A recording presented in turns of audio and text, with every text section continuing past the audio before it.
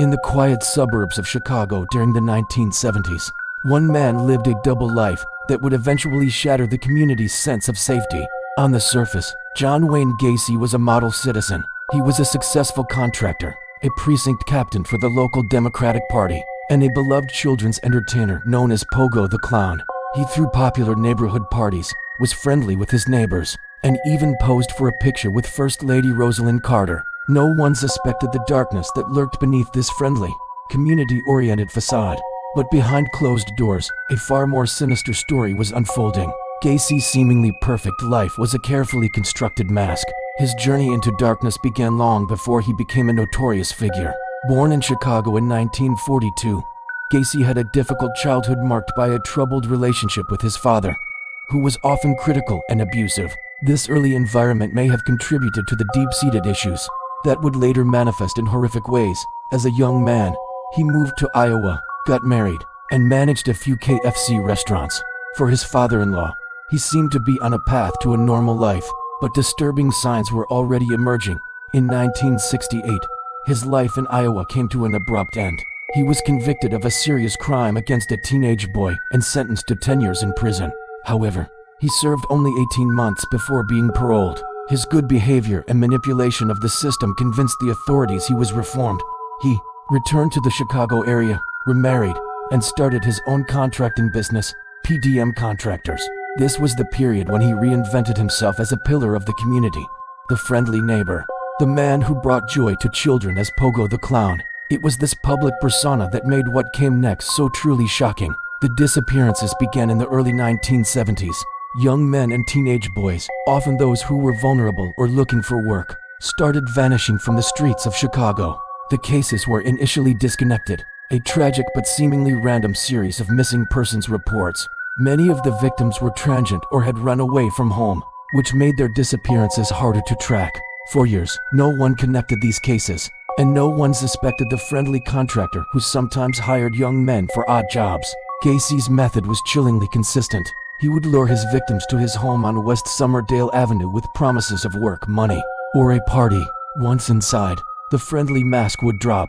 He would use his authority, trickery, and sometimes brute force to overpower them. His victims were often subjected to unspeakable horrors before their lives were brutally taken. He used his knowledge of anatomy, gained from a brief stint working in a morgue, to carry out his crimes with a chilling precision. The key to Gacy's downfall came in December 1978, with the disappearance of 15-year-old Robert Piest. Piest was a hard-working high school student who worked part-time at a local pharmacy. He vanished after telling his mother he was going to talk to a contractor about a summer job. That contractor was John Wayne Gacy. Unlike many of Gacy's previous victims, Robert Piest had a stable, loving family who immediately launched a massive search. They knew something was terribly wrong. The police in Des Plaines, where Piest disappeared, took the case seriously from the start. Their investigation quickly led them to Gacy, the last person known to have seen Robert Piest. When detectives first questioned him, Gacy was calm and cooperative, denying any involvement. But the investigators were persistent. They obtained a warrant to search his house. The initial search didn't turn up Robert Piest, but it did uncover a collection of suspicious items that linked Gacy to other missing persons cases.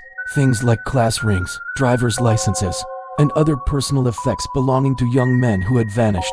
The most damning piece of evidence, however, was something the investigators couldn't see but could definitely smell.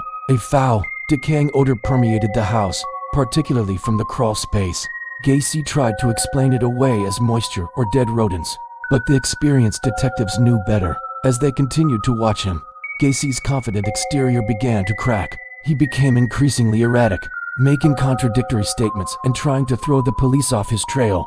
Finally, after days of intense surveillance and mounting evidence, the police executed a second, more thorough search warrant. This time, they focused on the crawl space. What they found was a real-life house of horrors. Buried in the lime-filled soil beneath Gacy's home were the remains of his victims. The excavation was a grim and difficult task. One by one, they uncovered the bodies, revealing the true scale of Gacy's crimes. The search of the crawl space yielded 26 bodies. 3 more were found buried elsewhere on his property, and Gacy later confessed to disposing of his first few victims in the Des Plaines River because his crawl space was already too crowded. The total number of victims officially attributed to him reached 33. The community was left reeling.